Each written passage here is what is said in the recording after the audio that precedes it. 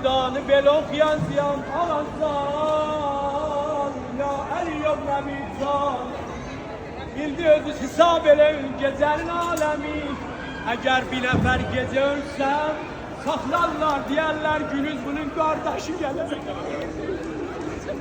bunun fabilleri yaratlar ama günüz can verir ama destur verdi ağlamayın zaten ağlamayın düşmanlar biz bilen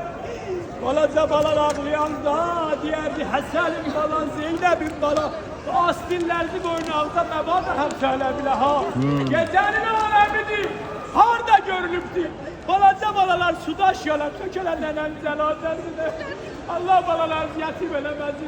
ağa guslu verdi sözden soğuşuram Xorşid-i həyat seyr elədi, bastı bəqidə Zəhra yaralı peykər ilə yatdı bəqidə Ağa buyurdu, dəstur verdi, balalarım gəlin vida eləyin Elin havalə belə onlar, bir bəbir gəldilər Gördülər İmam Həsən gəldi yavaşcana Yüzünü qoydu, nənəm görərək Dediğinden özüm gördüm, o da necə sənə silimdi Gördülər Zeynep geldi, nənəllərindən öptü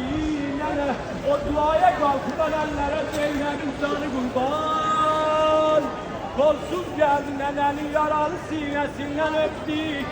Amma gördülər İmam Hüseyin geldi qabağa Üzün qoydu, nənəllə Ne dedi? Ay Kərbəlaya gelenler, ay Kərbela arzusu edenler Ay ki bir söz uzaklıksan əvvəl fəzə deyəsən Dedi nənə, ayağı öpürəm Kərbəlaya tez gələsən O qorxulu çöldə